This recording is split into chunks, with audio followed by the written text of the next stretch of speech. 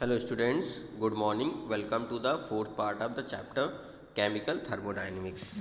In this part we will discuss about heat capacity, specific heat capacity and molar heat capacity. The first one is heat capacity and denoted by capital C. So the quantity of heat required to raise the temperature of the system by 1 degree Celsius is called the heat capacity of the system. Means for a system, if you want to increase its temperature 1 degree centigrade, then the minimum amount of heat that will supply to this system is basically known as heat capacity of that system.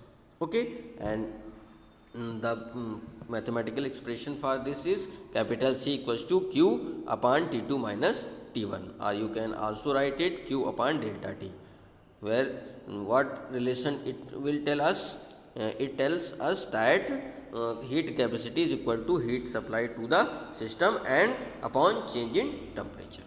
Okay, now you can also write it C equals to Q upon delta T, where Q is very small amount of heat absorbed by the system to raise the temperature by delta T, where is dt, where D is also a small change in the temperature.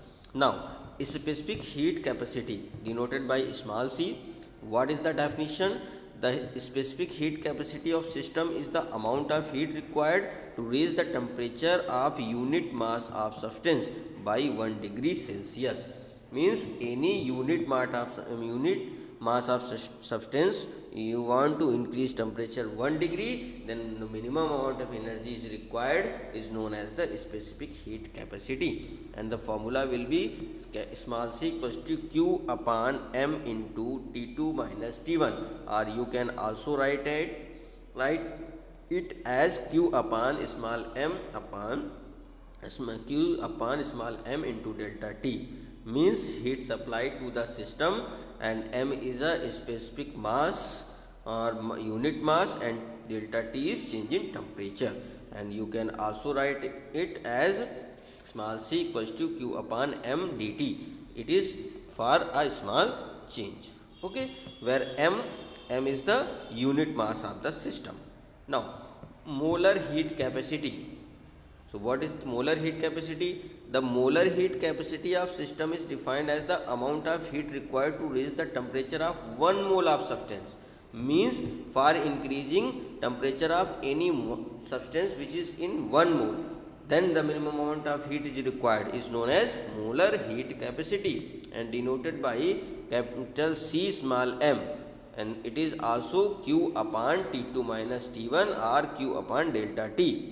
Heat supplied to the system upon change in temperature of the system, or Cm equals to Q upon dt.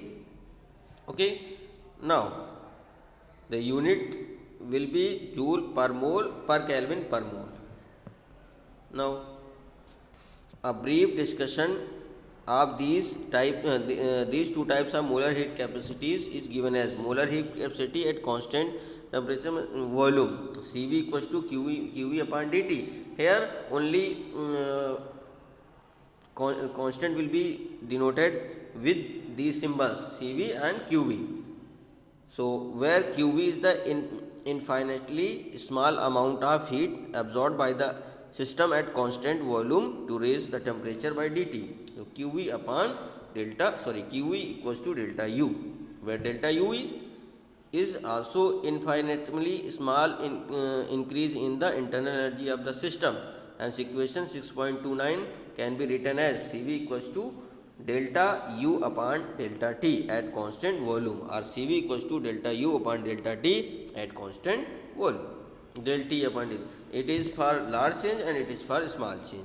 Thus, heat capacity at constant volume may be defined as rate of change of internal energy with temperature at constant volume. Okay. Now, molar heat capacity is constant pressure, means Cp equals to Qp upon dt, where Qp is infinitesimally small amount of heat absorbed by the system at constant pressure to raise its temperature by dt. Cp equals to delta H upon dt. You can also write it del H upon dt. It is for large change and it is for small change. Okay. So what is the relationship between Cp and Cv?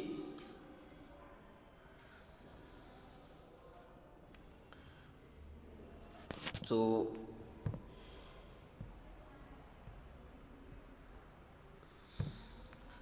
okay, when a gas is heated at constant volume, no external work is done by the system.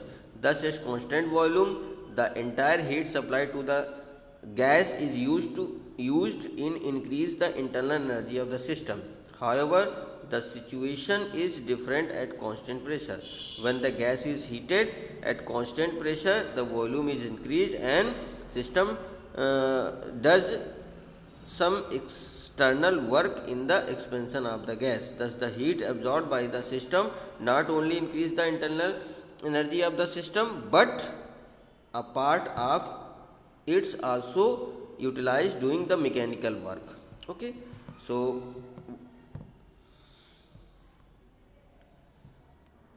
if if the gas is assumed to be ideal gas, means PV equals to RT, the change in enthalpy at constant pressure, that is delta H, is given by delta H equals to delta U plus P delta V.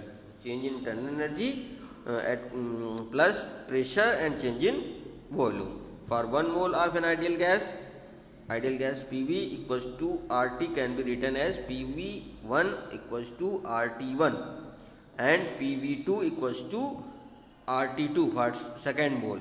Therefore, you can rewrite this equation P equals to V2 minus V1 equals to RT2 minus T1, and you can write V2 minus V1 as a delta V. So, P delta V equals to R delta T, and hence we know that delta H equals to delta U plus R delta T in this equation. Now, putting the value of this P delta V in this equation, so if we will put this, then the equation will become delta H equals to delta U plus R delta T, or you can now divide this equation by delta T and we get delta H upon delta T equals to delta U upon delta T plus R. If delta H and delta U are infinitesimally small, then you can write as del H upon del T at constant pressure and del U equals to del U upon del T at constant volume plus R, and this term is written as Cp and this term is written as Cv. Then the equation will become Cp equals to Cv plus R, yeah, or you can write as Cp minus Cv equals to R. So this is the relationship between Cp and Cv, and it is very important relationship. Okay, important relationship by your exam point of view.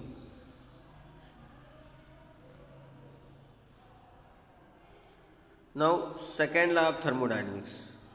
So, what is the second law of thermodynamics? Spontaneous process and spontaneity. So, a process which proceeds of its own accord under given set of conditions without any outside assistance is called as spontaneous processes. Those processes which occurs itself are called spontaneous processes. So, spontaneous process occurs of their own accords. For example, 2H2 plus O2 electric spark gives 2H2O. A spontaneous process is also called natural process, and all spontaneous processes tends towards equilibrium and such are irreversible.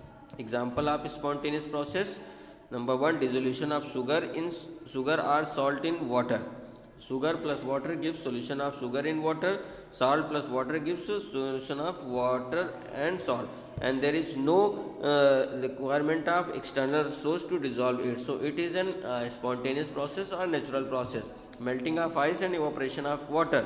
So H2O solid melts to gives H2O liquid is also an spontaneous process, and liquid to vapor is also an spontaneous process. So these are other many examples for spontaneous process. Now, important feature of spontaneous process.